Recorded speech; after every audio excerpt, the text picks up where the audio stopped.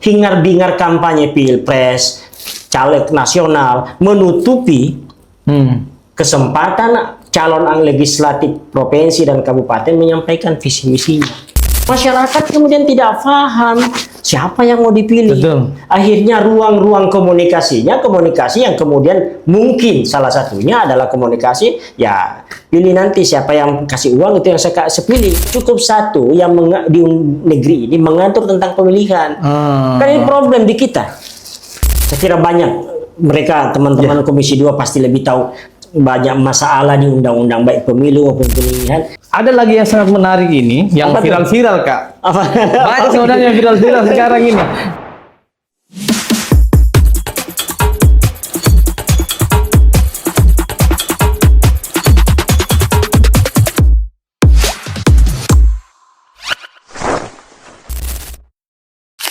Bismillahirrahmanirrahim. Assalamualaikum warahmatullahi wabarakatuh. Sahabat Bawaslu dimanapun berada, semoga tetap sehat dalam menjalankan rutinitas dan aktivitas kesehariannya. Hari ini kembali lagi di sesi Macarita Podcast Bawaslu Kabupaten Bone. Di sesi ini kita akan berdiskusi dengan salah satu tokoh Sulsel yang sedikit banyaknya tentu selalu menginspirasi kita. Orangnya sangat humble, Dr. Andes Saiful Jihad MAG, Koordinator Divisi Pencegahan dan Partisipasi Masyarakat Bawaslu Provinsi Sulawesi Selatan.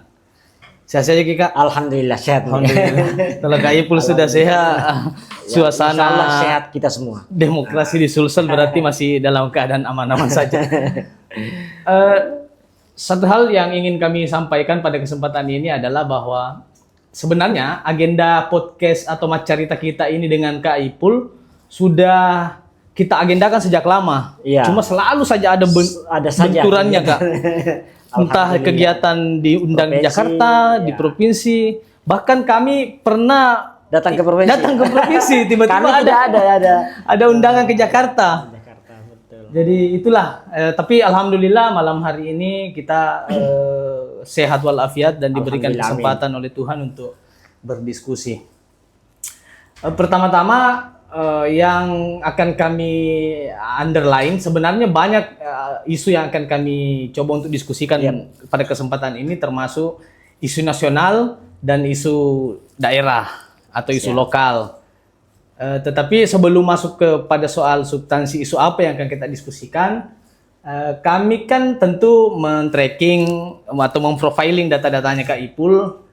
Hal menarik di datanya Kak Ipul itu ketika kita lihat di media, banyak media-media lokal dan media nasional yang memuat bahwa Kak Saiful Jihad ini adalah dosen pegawai negeri sipil di Universitas Hasanuddin. Ya, saya diberi amanah untuk mengajar pendidikan agama. Pendidikan agama. Universitas Hasanuddin.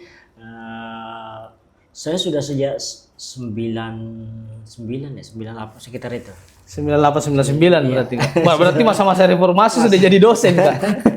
Masa awal-awal reformasi. Masa awal-awal reformasi. Karena saya persis prajabatan ketika lengser Pak Harto. Oh, berarti sudah sangat lama ini. Sangat lama. Menyelami dunia demokrasi.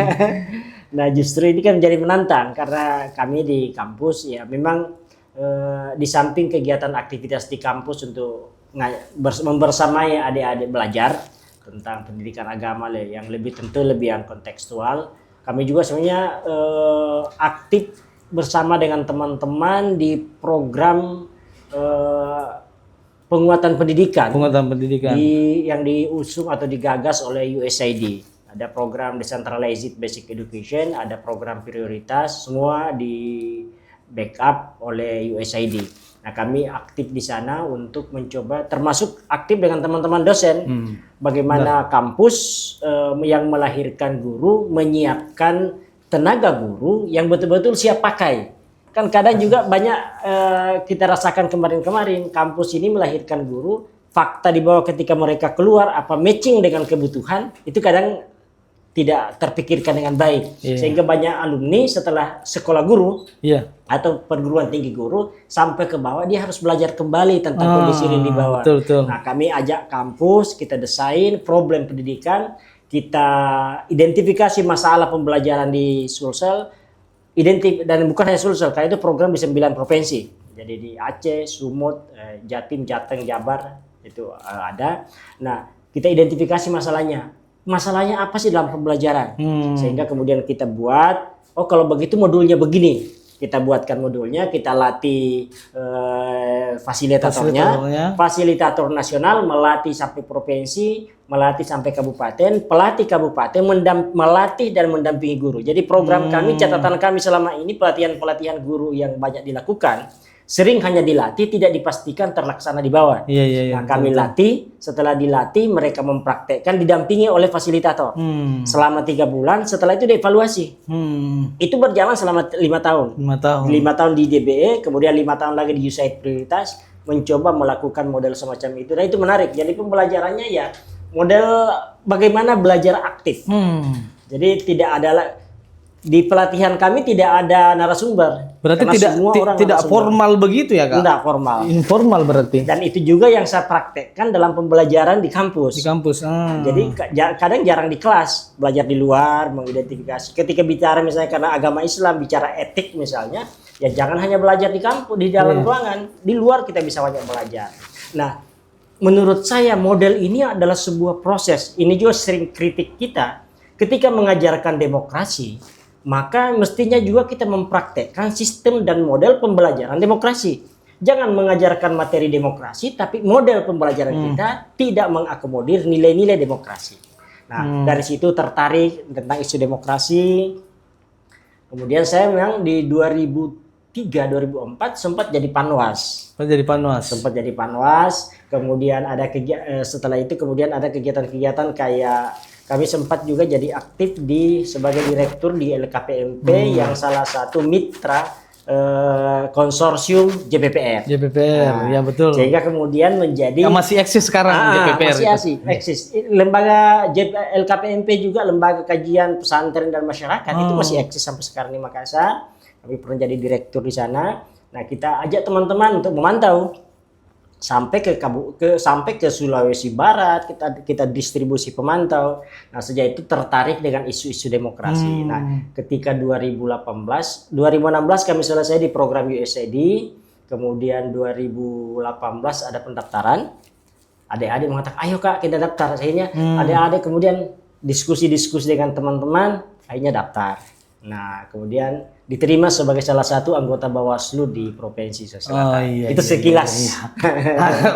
Sekilas tapi sudah agak panjang, Kak.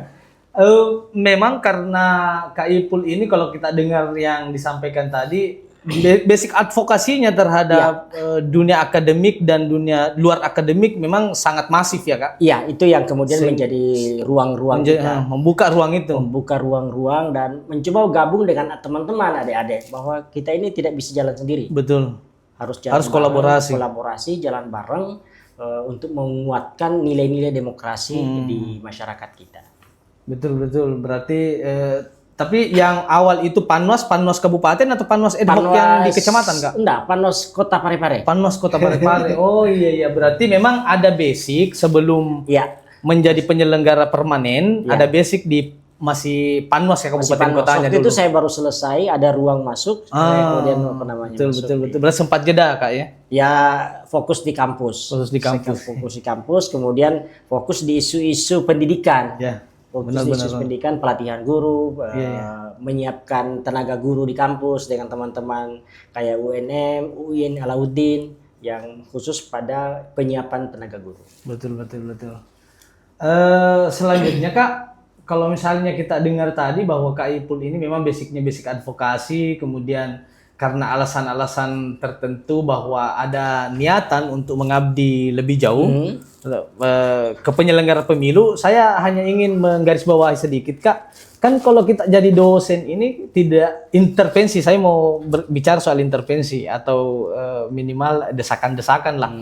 Kan kalau jadi dosen itu kita bebas mengatur mahasiswa, mengatur nilai, mengatur jadwal, waktu kapan masuk. Tetapi kalau di penyelenggara pemilu kan tentu ada nuansa intervensi eksternal dan intervensi internal. Bagaimana caranya Kak Ipul menghadapi situasi-situasi itu? Ya alhamdulillah saya di penyelenggara juga tidak merasa ada intervensi. Iya. Siap. Sejauh sekarang Benar. sampai sekarang saya tidak bisa merasakan ada intervensi baik internal maupun eksternal. Iya. Karena saya sadar bahwa kehadiran saya di Bawaslu ya hadir untuk minimal bisa sharing pengalaman, sharing aktivitas dengan teman-teman untuk penguatan demokrasi, Ya, betul. tanpa kemudian ya mungkin ada yang merasa terintervensi. Tentu kita tidak tahu apa sebabnya dia merasa terintervensi, tapi selama ini sejauh ini saya tidak merasa terintervensi secara internal maupun eksternal dalam melaksanakan tugas-tugas pengawasan saya. Pokoknya ya saya punya pengalaman di 2003-2004 saya kira bisa dibaca salah satu yang kemudian mengangkat kasus caleg susu. Jadi ada gambar gambar orang, kemudian di dalam situ ada membagi susu, kemudian ada tanda panah, coblos nomor ini. Nah itu sampai ke pengadilan sampai saya merasakan waktu itu kan kebetulan ya ada yang komunikasi, ada yang sampai bahwa kalau mau hentikan diberi konsekuensi, tapi saya tidak mau. Bagi saya bahwa diberi mandat gaji tidak seberapa, tapi diberi mandat untuk melakukan pengawasan, menegakkan keadilan, kalau memang ada pelanggaran ya harus diproses. Betul. Saya di lobby itu banyak, mungkin itu yang dimaksud intervensi. Iya betul. Tapi ya di lobby untuk supaya aman, dihentikan segala. Saya bilang biarlah kalau memang mau lobby. Karena dia musana putus, akhirnya putus bebas. Tapi itu menjadi viral, istilahnya dulu caleg susu. Karena bagi-bagi susu, tapi ada gambar tanda panah. Bagi saya, ketika bagi susu kemudian ada gambar panah, berarti itu kan ajakan. Kalimat ajakan yang dibuat dalam simbolik. Betul. Nah, dan ini yang kita lakukan. Dan itu banyak beberapa kisah di 2003, 2004. Viral memang dulu itu kalau tidak salah. Bisa sambil diminum kopinya karena ya santai saja ya. Santai saja Kak. Kita santai kalau di Bawaslu Bone. Nah, soal yang tadi kan bicara soal kepribadiannya Kak Ipul, artinya kita simpulkan bahwa memang Kak Ipul ini membangun integritas dalam melakukan menjalani tugas dan tanggung jawab. Saya kira itu saya sering sampaikan sama teman-teman. Kerja kita ini bisnis trust, bisnis kepercayaan. Bisnis kepercayaan. Jadi kita ingin menghadirkan apa yang kita kerjakan hasilnya bisa diterima dan dipercaya oleh masyarakat. Betul. Bagaimana supaya hasil pekerjaan kita diterima dan dipercaya oleh masyarakat? Maka lembaga kita juga harus dihadirkan sebagai lembaga yang bisa diterima dan dipercaya oleh masyarakat. Benar. Bagaimana supaya lembaga kita bisa diterima dan dipercaya masyarakat? Kita yang ada di lembaga, komisioner, sekretariat, staf, dan semua harus bisa menghadirkan dirinya diterima dan dipercaya oleh masyarakat. Kalau ada di antara kita yang kemudian membuat masyarakat kehilangan kepercayaan, maka akan berdampak pada lembaga kita. Ketika lembaga kita mulai disangsikan, maka sebaik apapun pekerjaan kita pasti akan dikritisi, tidak diterima, tidak dipercaya oleh publik. Nah, prinsip itu yang sering saya sampaikan sama teman-teman. Bisnis kepercayaan, berarti kepercayaan ini sangat penting untuk dijiwai dalam kelembagaan. Kemudian kita lanjut soal isu yang nasional dulu Kak, baru kita ke isu lokal. Jangan langsung yang ke lokal. Kalau ke nasional kan kita masih bisa abstraksikan. Kalau yang sudah lokal lah, ini kita pemeran langsung. Kan sudah banyak yang bahas yang nasional. Singgung-singgung aja Kak, sedikit-sedikit. Soal putusan Mahkamah Konstitusi 135. Kan putusan Mahkamah Konstitusi 135 itu bicara soal, kendati pun di amar putusannya tidak disebut pemilu nasional dan pemilu lokal. Tetapi kan ada kepentingan ke depan, kalau memungkinkan bisa saja terjadi, pemilihan akan dilakukan dalam konteks memilih kepala daerah, bupati, gubernur, atau wali kota, disandingkan dengan pemilihan DPRD Provinsi dan DPRD Kabupaten Kota. Kira-kira respon ketika misalnya itu terjadi dan kesiapan pengawas pemilu di tingkat lokal apa Kak? Bagaimana kira-kira? Kalau saya isu ini ketika dibahas kemarin, beberapa diskusi juga saya sempat sampaikan bahwa pikiran saya terkait keserentakan Serentakkan. Berdasarkan Undang-Undang Nomor 7 2017. Isu keserentakan, kenapa kemudian didorong serentak? Ya. Kan 2014 belum. 2014 belum. 2014 pileg dulu. Pilih dulu. Partai yang dapat suara itu yang kemudian punya tiket untuk 2019. mengusung presiden. Iya, Nah, 2014 kan? 2014 betul. Nah, muncul Undang-Undang Nomor 7 2017, di dalamnya ada keserentakan. Yang dimandatkan di situ pentingnya serentak presiden dengan DPR sehingga ada keseimbangan kekuasaan antara presiden, legislatif dan eksekutif. Kan itu semangatnya di undang-undang itu. Nah, ketika muncul itu, kemudian saya termasuk orang yang sejak awal memahami keserentakan itu, keserentakan nasional dan keserentakan lokal. Kalau semangatnya diserentakkan presiden dengan DPR untuk supaya ada balancing, ada keseimbangan antara kekuasaan antara legislatif dan eksekutif. Maka mestinya ini juga diterjemahkan sampai ke bawah. Bahwa mestinya serentak juga antara DPR tingkat 1 dengan gubernur, DPR tingkat 2 dengan bupati wali kota. Kalau isu awal ini kepentingannya untuk keseimbangan supaya jangan merasa eksekutif merasa diintervensi banyak oleh legislatif. Betul. Sehingga itu, jadi ketika ini muncul 135, saya mengatakan bahwa sejak dulu salah satu pikiran saya adalah itu. Pikiran saya itu. Yang kedua kan kita rasakan ketika anggota DPR pusat sampai kabupaten kota serentak termasuk Pilpres. Problemnya apa?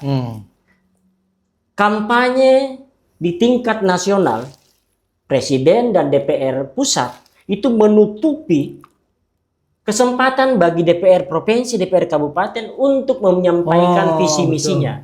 Coba lihat televisi.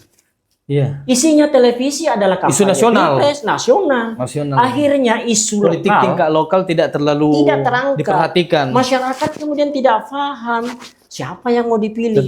Akhirnya ruang-ruang komunikasi yang kemudian mungkin salah satunya adalah komunikasi pilih nanti siapa yang kasih uang itu yang saya pilih. Karena memang mereka tidak kenal siapa anunya. Karena ruang kampanye mereka menyampaikan visi misi sangat sedikit. Paling lewat baliho-baliho.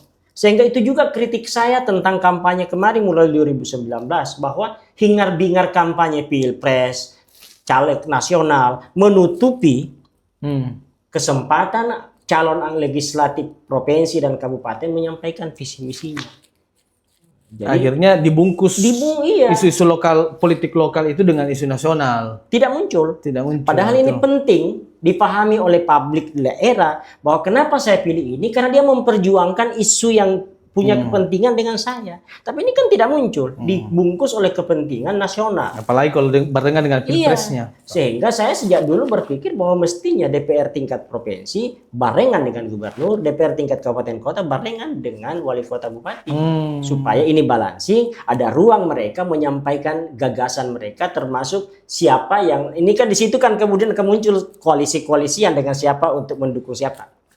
Betul. Berarti prinsip check and balance-nya supaya tidak ada terkesan bahwa lebih kuat posisinya eksekutif atau lebih lemah posisinya legislatif. Itu kan semangat awal. Kenapa ini serentak ini kemudian menjadi isu masuk di undang-undang. Nah, tetapi kan hanya sampai di Pilpres dengan DPR RI, tidak sampai ke bawah. Padahal ke bawah ini penting juga untuk keseimbangan itu. Berarti pada prinsipnya bahwa pengawas pemilu di tingkat lokal ini konteks bagaimanapun model keserentakan kita siap untuk melakukan pengawasan. Saya kira justru dengan model semacam ini maka kita ada ruang di samping itu juga banyak hal misalnya kemarin orang kritik karena terlalu banyak 5 surat suara. Sekarang dengan model ini maka bisa modelnya 3-4. Jadi bisa bisa lebih mudah melakukan pemetaannya. Kemudian antara isu nasional ketika Pilpres dan Pileg itu bisa difokus sana. Ketika bicara lokal, isu ini juga kemudian dipetakan. Kan tidak bisa misalnya kemudian problem yang sifatnya nasional kemudian dibawa juga ke DPR tingkat. Bisa jadi kejadian ini di tempat lain.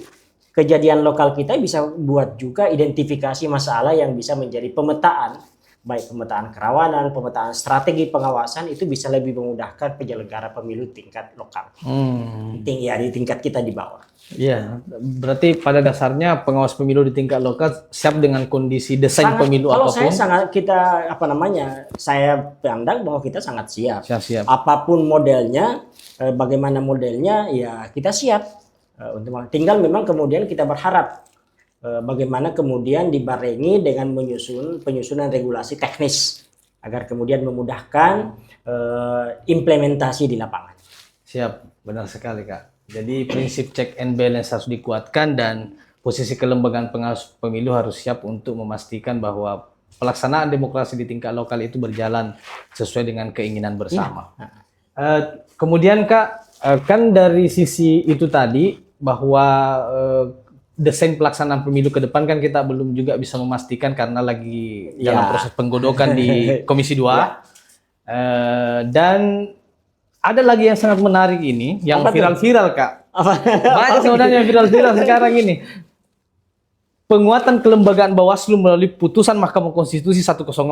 Oh, yang baru-baru kemarin. 2 hari yang lalu. Ini masih hangat Kak. Itu menarik juga itu. Kan di Undang-Undang Nomor 10 2016 yang kemudian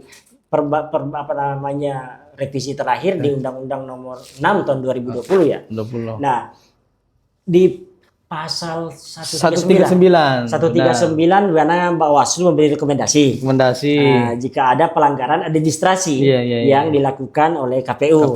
Nah, di pasal 140 disebutkan bahwa KPU bisa melakukan kajian, memeriksa dan memutus rekomendasi pelanggaran administrasi yang disampaikan oleh Bawaslu. Sehingga kemudian KPU lewat PKPU 15 tahun 2024 kemarin membuat putusan sebagai panduan bagi KPU jika ada rekomendasi Bawaslu lakukan kajian dulu. Oh, ada lampiran di putusan di situ ya Kak? Apanya? Ada lampiran putusan di PKPU-nya. Di PKPU itu, jadi mereka melakukan kajian. Telah kajian. Nah, jadi setiap rekomendasi Bawaslu itu masuk di meja teman-teman KPU untuk melakukan telaah kajian terhadap rekomendasi itu dan bisa jadi, nah putusan-putusannya ini teman-teman KPU ketika sudah melakukan kajian sudah dianggap menindaklanjuti.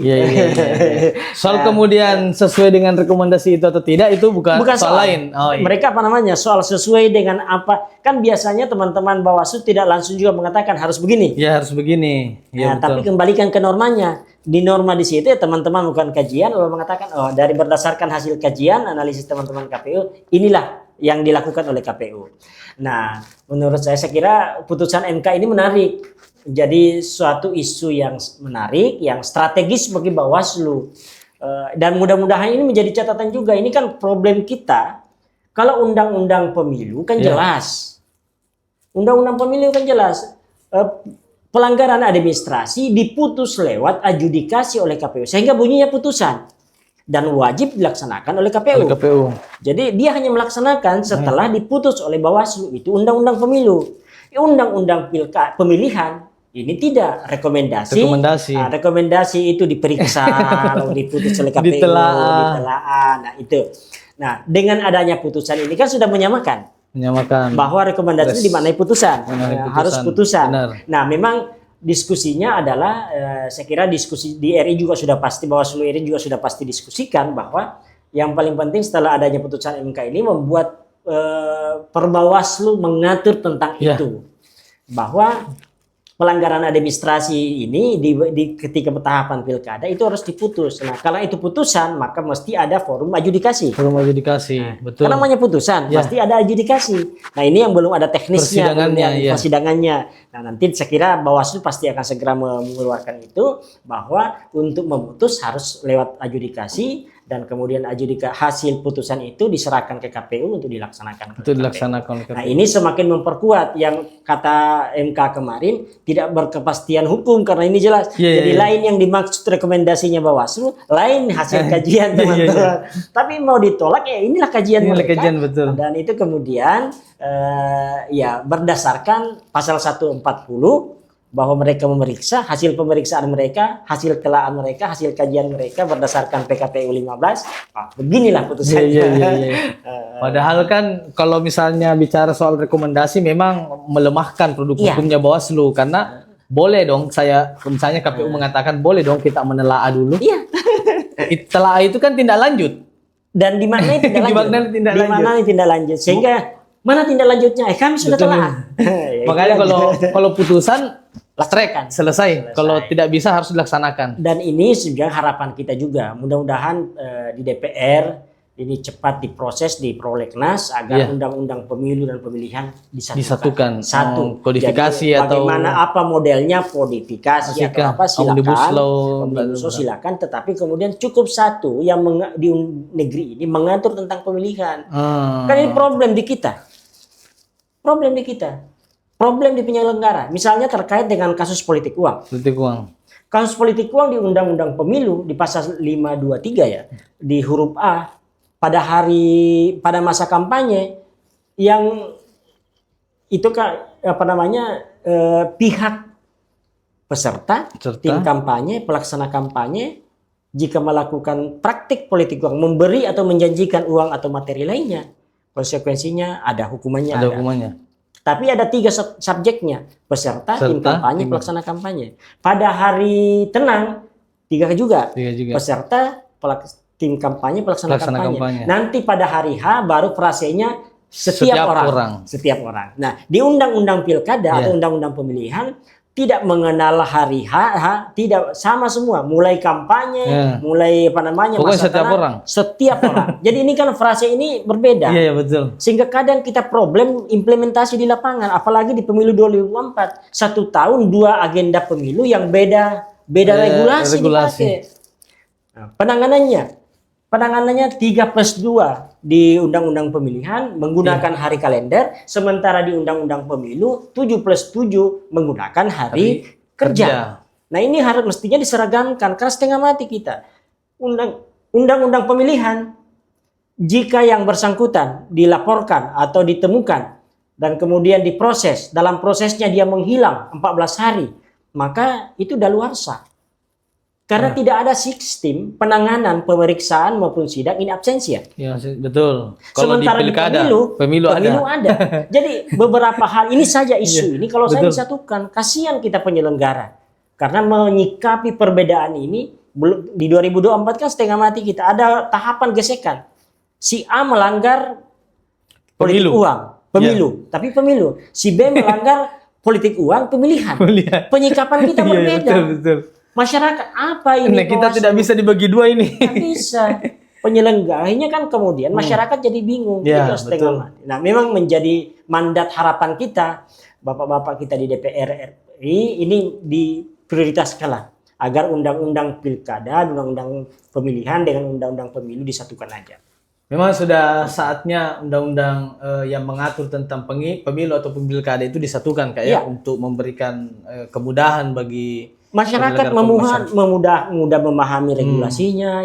Misalnya kan di undang-undang pilkada, penerima mendapatkan hukuman yang sama dengan pemberi. Betul. Jadi ini penerima ketika pilkada dihukum. Iya. Ini penerima ketika undang-undang pemilu tidak dapat. Tidak dihukum. Jadi ini apa ini Bawaslu? Ini cara dia beda menyikapi, mungkin karena keluarganya tidak. Jangan muncullah. Padahal dia melanggar pemilu dan satu melanggar pilkada. Dia tidak tahu.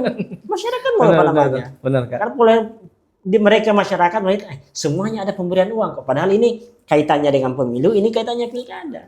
Oke, siap. Mantap sekali. Kalau Kak Ipul yang kasih kita wejangan kayaknya sudah mau masuk ke lubuk hati yang paling dalam. Sudah semestinya untuk menjadi catatan kita agar supaya menjadi pesan-pesan agar ditindaklanjuti oleh Komisi 2. Ya, saya kira banyak mereka teman-teman Komisi 2 pasti lebih tahu banyak masalah di undang-undang baik pemilu maupun pemilihan. Ada sisi sisi kuatnya di sini, lemahnya di sini, kuat di sini, lemah di sini. Bagaimana bisa saling mengisi? Betul. Itu tadi yang soal nasional Kak. Nah, kita ke lokal dulu. Agak hangat-hangat juga ini isu lokal ini. putusan Mahkamah Konstitusi juga, tapi mengat soal lokal. 326 putusan Pilwakota Palopo. Nah, ini kan di MK ini ada hal yang menarik yang disebut oleh MK bahwa tapi berkaitan juga dengan tadi 104 bahwa tidak membenarkan rekomendasi Bawaslu, juga tidak membenarkan tindak lanjut KPU. Tetapi kesalahan itu tidak bisa diserahkan ke paslon. Nah, inilah kemudian yang saya garis bawahi terkait dengan rekomendasi tadi. Di Pilwali Kota Palopo ini apakah seandainya misalnya 104 ini keluar sebelum itu dan bisa dilaksanakan di tahapan ini, berarti menguatkan dong posisi Bawaslu. Apa yang menarik di Pilwali Palopo ini terkait rekomendasi Bawaslu, Kak? Ya, saya kira semua orang telah menyaksikan hasil persidangan di MK. Jadi itu menarik. Kalau saya menarik, saya tidak karena sudah orang saksikan di persidangan MK prosesnya di mana. Jadi kan kalau kita cerita ini kan berawal dari di tahapan pencalonan. Tahapan pencalonan. Benar. Jadi pertama kan Trisal. Trisal ini itu menarik. Jadi ini kalau saya otokoreksi juga kepada penyelenggara. Termasuk Bawaslu kita harus melakukan otokoreksi bahwa ada hal yang menurut kami bahwa yang perlu dikoreksi di Bawaslu juga. Ketika ijazah Trisal ini kemudian dianggap bermasalah, dan teman-teman kan baik KPU maupun Bawaslu ke Jakarta loh untuk melakukan pengawasan. Nah, kalau kita ceritakan orang sudah tahu semua. Pulang, KPU kan kemudian menyatakan diskualifikasi. Dia tidak memenuhi syarat. Tidak memenuhi syarat karena ijazah yang disampaikan itu diragukan kebenarannya karena suku Dinas Pendidikan Jakarta menyatakan itu bukan ijazah yang dikeluarkan mereka. Jadi kemudian keluarlah keputusan KPU Palopo yang mengatakan bahwa TMS. Itu kan awalnya di situ. Nah, setelah TMS maka mereka ini melakukan gugatan ke Bawaslu berdasarkan putusan itu. Nah, Bawaslu kemudian melakukan proses penanganan penyelesaian sengketa. Di prosesnya itu kan mekanismenya melakukan mediasi dulu. Ada 2 kali mediasi. Mediasi pertama tidak ada kesepakatan. Yang memohon ini kan pasangan nomor 4. Yang termohon atau yang putusannya digugat adalah KPU. Nah, jadi antara paslon nomor 4 dengan KPU yang ditemeskan tadi. Inilah yang kemudian dimediasi. Nah, di mediasi kedua ternyata ada kesepakatan antara termohon KPU dengan pemohon paslon nomor 4. Sepakat diantaranya adalah untuk melakukan verifikasi ulang. Nah, akhirnya dilakukan verifikasi ulang, datang ke Jakarta, saya tidak tahu pokoknya publik sudah banyak tahu lah. Saya tidak usah publik sudah banyak tahu ininya saja. Akhirnya setelah diverifikasi ternyata kemudian diloloskan. Dianggap memenuhi syarat. Nah, jalanlah ini. Nah, ada laporan, kemudian laporan ke Bawaslu, laporan pidana, laporan apa. Nah, meski kemudian pidananya itu tidak jalan karena itu tadi di berapa kali sampaikan panggilan untuk 3 KPU yang dilapor tambah pasangan nomor 4 Trisal dilaporkan jadi 4 terlapor. Nah, habis 14 hari tidak ada yang menghadiri undangan KPU. Betul. Karena habis 14 hari dianggap daluarsa. Inilah tadi yang soal 7+7 itu. Benar. Dianggap daluarsa. Karena sudah 14 hari. Karena tidak ada in absentia itu. Tidak ada in absentia. Dianggap menghilang 14 hari dianggap daluarsa. Padahal ya tidak tahu mungkin dia ada di Palopo mereka tapi tidak mau menghadiri. Atau di Jakarta atau di mana kita tidak tahu lah. Pokoknya tidak ada yang menghadiri undangan yang disampaikan oleh Bawaslu secara patut. Tidak ada yang menghadiri. Akhirnya ya dianggap daluarsa dan kemudian tidak bisa diproses. Setelah itu masuk lagi karena tidak bisa masuk lagi permohonan untuk pelanggaran administrasi. Nah, jadi ini panjang ya ceritanya. Ini dari awal ini.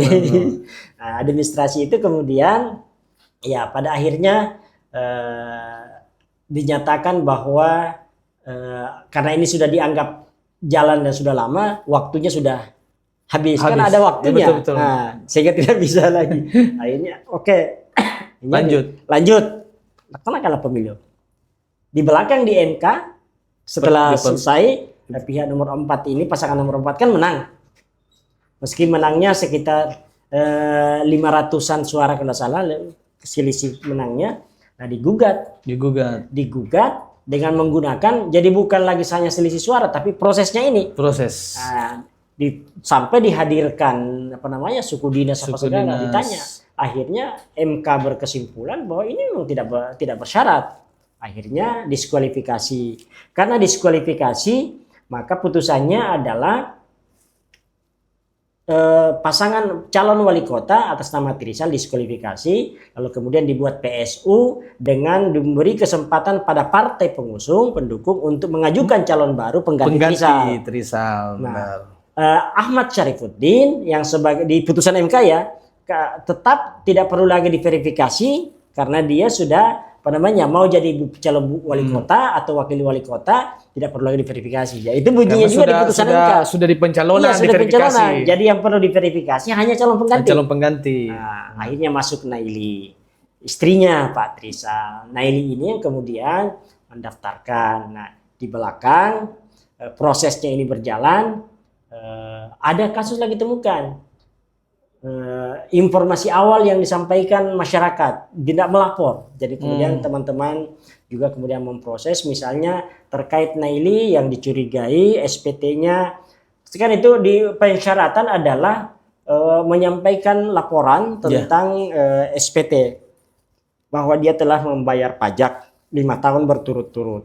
Nah, ada tahun 2023 yang oleh teman-teman menemukan ada kelainan karena font yang digunakan itu beda, tidak sama dengan yang biasanya. Lalu kemudian yang diupload tidak sama dengan biasanya. Kecurigaan muncul, ditanyakan ya SPT itu tanggal 25 Februari. Nah, ditanyakan sampai ke Jakarta. Jakarta mengatakan ini bukan ini. Yang ada itu tanggal 6 Maret. Tapi yang diupload 25 Februari. Nah, sehingga kemudian di situ itu juga menjadi dianggap bermasalah. Keluar penanganan Bawaslu memberikan saran perbaikan atau rekomendasi ke KPU. Itulah tadi 104. Rekomendasi ke KPU agar melakukan sesuai dengan peraturan perundang-undangan. Sebenarnya pesannya kalau kita baca ya, karena tidak memenuhi syarat. Iya, betul. Nah, tetapi kemudian dikaji, diperiksa, lalu konsultasi ke RI, maka keluarlah putusan hasil kajian KPU berdasarkan PKPU 15 bahwa memberi kesempatan kepada Naili untuk melakukan perbaikan. Perbaikan berkas. Sehingga yang diganti itu karena faktanya ada slip SPT yang tanggal 6 Maret. Mestinya itu menggantikan yang 25 Februari. Nah, diberi kesempatan, itu dilakukan. Nah, tidak lama kemudian lagi muncul yang melaporkan Ahmad Syarifuddin karena dia ternyata menggunakan keterangan dari pengadilan tidak pernah dihukum, dipidana. Dan dia tidak pernah membuat pengumuman. Dia tidak pernah membuat pengumuman. Nah, ketika tidak masuk laporannya di Bawaslu, diproses lagi teman-teman Bawaslu. Rekom lagi. Rekom lagi ya, keluar lagi. Itulah rekom yang kata Pak Saldi Isra kan ini tidak perlu lagi nih. Ya, ini salah. Nah, putusannya KPU memberikan juga kesempatan karena sebelum diumumkan itu, meski masa perbaikannya sudah selesai, Ahmad Syarifuddin kemudian membuat juga pemberitaan di media bahwa dia pernah dihukum. Membuat pernyataan di media apa segala, termasuk kemudian diperiksa di MK itu, ternyata ketika dia mengurus SKCK, dia menulis sendiri bahwa dia pernah melanggar undang-undang ini, pasal ini berkaitan dengan larangan di kampanye yang dianggap sehingga itu pidana. Yang pilkada 2018. Jadi itu dianggap pidana. Nah, dia buat bahwa dia mengakui Sehingga kita lihat semua penjelasan di pengadilan MK kemarin bahwa sebenarnya niat baiknya mens rea, tidak ada niat untuk menyembunyikan kasusnya. Kan semangatnya perlu mengumumkan agar masyarakat tahu bahwa si A, saya sebagai calon pernah dipidana. Silakan masyarakat mau memilih saya atau tidak. Kan semangatnya betul, kejujuran. Nah, pertimbangan MK kemarin mengatakan si A ini diputuskan kan dilakukan pengumuman sebelum kampanye. Berarti substansi untuk menyampaikan ke masyarakat sebelum melakukan pemilihan, sebelum kampanye itu dipenuhi. Betul. Dipenuhi. Nah, memang ada masalah. Masalahnya itu ada di penyelenggara. Di tahap awal ini. Dan juga menarik juga pertanyaan yang menggugat di MK terakhir itu adalah paslon nomor 3. Itu juga adalah kandidat bersaing 2018. Jadi kan pertanyaan juga, Anda kenapa tidak tahu? Kenapa tidak dari awal? Dari awal. Gugat. Kenapa seakan-akan dicicil ini? Itu kan ini menarik juga melihatnya. Iya, karena kayaknya kalau tidak salah satu paket barangkali. Jadi itu secara ceritanya. Sehingga kenapa baru dimunculkan? Nah, itu juga. Tapi ya kita harus akui sebagai penyelenggara baik KPU maupun Bawaslu, kita harus akui ada kelalaian dalam pemeriksaan berkas di awal ketika di pencalonan. Ya, teman-teman Bawaslu mengakui bahwa sangat terbatas karena hanya viewers melihat di silon dan itu di silon itu ada tidak ada. Kalau ada dibuktikan dengan berkasnya kan begitu.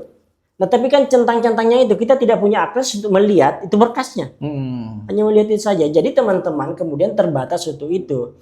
Meski ya ini hanya apologi ya, tidak bisa juga karena kita juga tahu Ome itu saya kira tidak ada Ome lain yang mencalon 2018 selain Ome yang mencalon 2024 juga. Jadi itu bicara soal keterangannya. Ya, sehingga dan itu kita dibaca juga keterangannya meski di situ dijelaskan kolom ada SKCK checklist, kolom tentang tidak pernah checklist. Jadi mestinya kan dihubungkan, tapi teman-teman mungkin hanya melihat sudah dicentang, ya sudah. Jadi betul. Itu masalahnya. Jadi itulah sehingga kemudian kata Pak Saldi bahwa kesalahan yang dilakukan penyelenggara tidak bisa dibebankan kepada yang bersangkutan karena secara substantif sebenarnya saya diskusi dengan adik-adik di kantor, saya sudah bayangkan itu ada beberapa adik-adik, saya sudah sampaikan bahwa putusannya nanti begini, bayangan saya karena secara substantif sudah terpenuhi. Naili sudah memperbaiki, Ome juga sudah melakukan perbaikan, koreksi bahwa karena menurut Ome di RK di putusan ketika ditanya oleh MK itu kan menarik juga, karena Ome mengatakan bahwa menurut LO saya bahwa yang wajib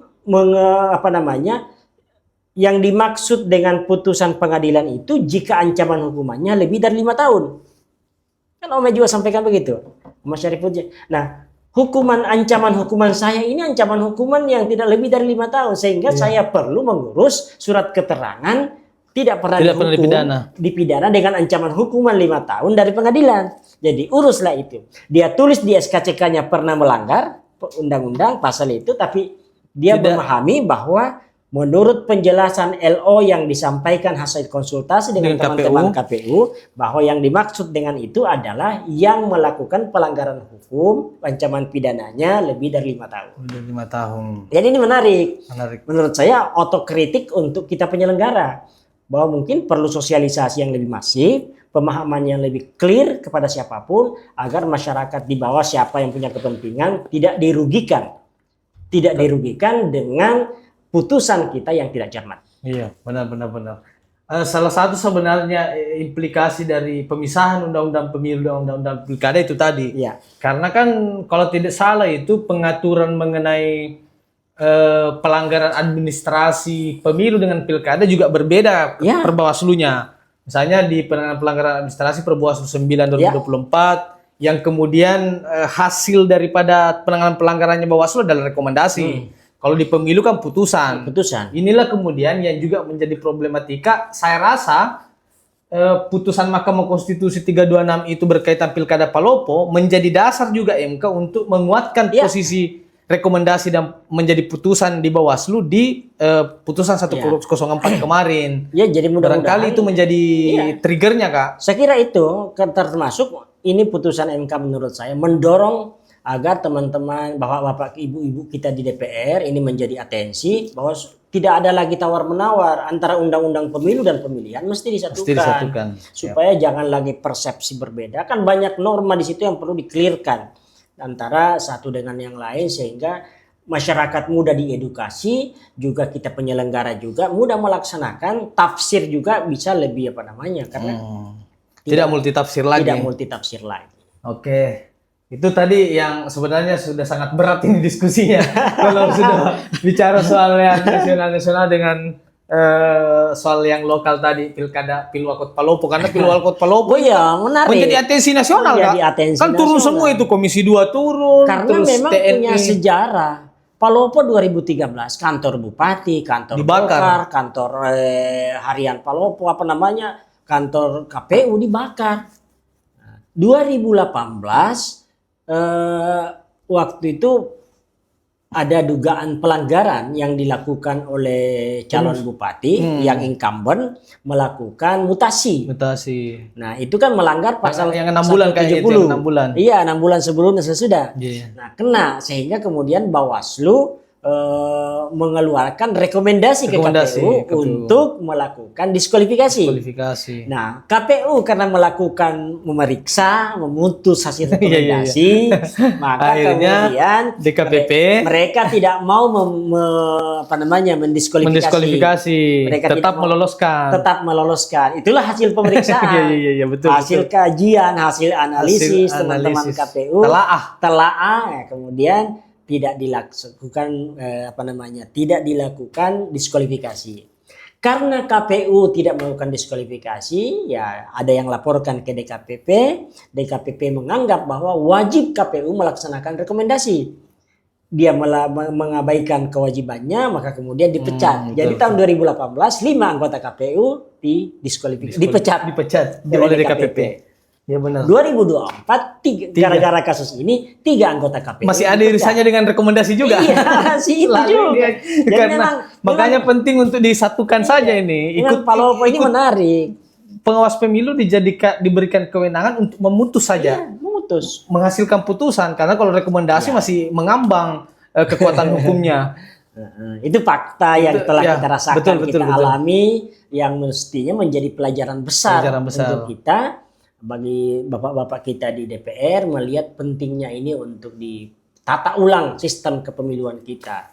Karena ini kan menarik. Jadi putusan-putusan ini mestinya menjadi bukan sekedar memisahkan lokal nasional, bukan sekedar putusan tadi rekomendasi jadi putusan. Tapi menurut saya ruang kesempatan untuk menata ulang sistem kepemiluan kita. Karena bukan hanya persoalan ini, kita ingin mendorong bagaimana proses pemilu kita tidak sekedar telah melakukan secara prosedural berdemokrasi, tapi kita ingin mendorong prosedural tercapai, substansi juga tercapai.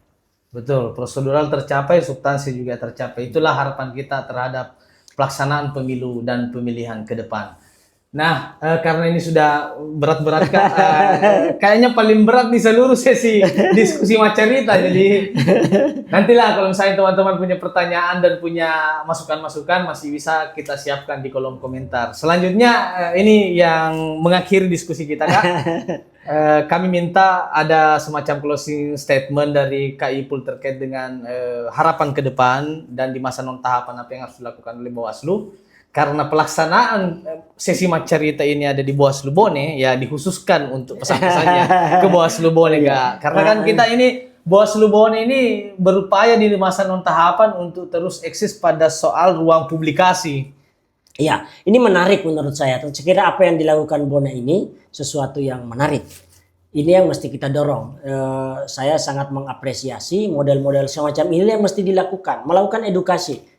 Mudah-mudahan bukan hanya orang Bone yang dengar, teman-teman di luar sana, di luar Bone juga mendengar bahwa ini pentingnya peran kita bersama untuk mewujudkan demokrasi yang substansial, yang sehat. Betul. Nah, itu tidak bisa dicapai hanya dengan mengandalkan penyelenggara pemilu. Betul. Hanya berharap pada KPU, hanya berharap kepada Bawaslu, tidak bisa.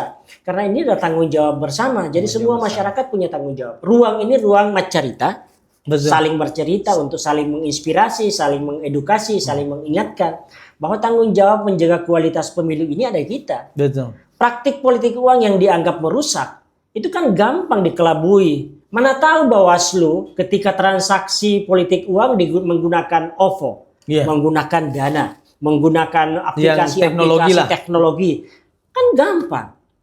Gampang saja sebenarnya. Kalau itu kemudian dianggap takut melakukan karena ada Bawaslu. Nah, tidak bisa. Ini yang hanya bisa kita wujudkan jika kemudian menyadari bersama betapa pentingnya menjaga kualitas demokrasi kita. Apa dampaknya jika politik uang dianggap sesuatu yang lumrah? Kan masyarakat ya. Misalnya saya atau Vivin pulang dari kampus, dia sekolah, dia cum laude di kampusnya, mahasiswa terbaik, pokoknya sangat terbaik lah di kampusnya, selesai. Pulang ke Bone misalnya. Sampaikan sama mamanya, "Mak, saya mau jadi caleg." Apa pertanyaan mamanya jika kemudian politik uang dianggap hal yang lumrah? Ada kawan tanah. Benar. Akhirnya, jadi sudah langsung menjadi kesimpulan. Menjadi kesimpulan bahwa orang yang mau jadi caleg harus ada uangnya besar. Kalau tidak ada uangnya, gak usah bermimpi ke sana. Siapa yang rugi? Masa depan generasi kita loh. Betul. Banyak anak-anak kita yang berprestasi, punya kompetensi hebat, integritasnya bagus. Kita sudah sekolahkan ke tinggi-tinggi. Tapi ketika kembali ke daerah tidak punya ruang karena tidak di-backup oleh anggaran yang memadai. Ketika ini dianggap hal yang lumrah politik uang. Nah, ini yang mesti dibangun bahwa yang rusak itu masyarakat kita sendiri. Masyarakat kita sendiri jika kemudian politik uang dianggap hal lumrah, hal biasa, maka ya nasibnya masyarakat akan begitu. Akhirnya siapa yang jadi DPR ya mereka-mereka yang di-backup oleh anggaran. Betul. Nah, mereka-mereka ini siapa? Ya kita tidak tahu.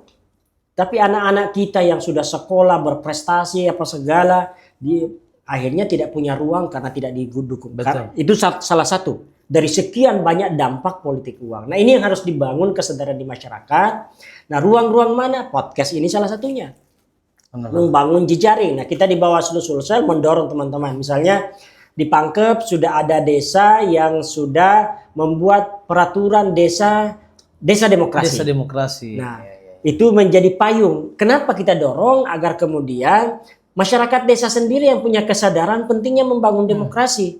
Dan ini bukan hanya di pilkada, termasuk di pilkades. Bagaimana kemudian proses pemilihan desa kita menjadi model demokrasi yang sehat. Bisa ada anggaran, bisa dialokasikan teman-teman kepala desa untuk melakukan pendidikan demokrasi. Karena kalau berharap Bawaslu nanti ada anggaran baru turun, kan tidak ada. Betul. Jadi harus membangun kemitraan-kemitraan semacam itu.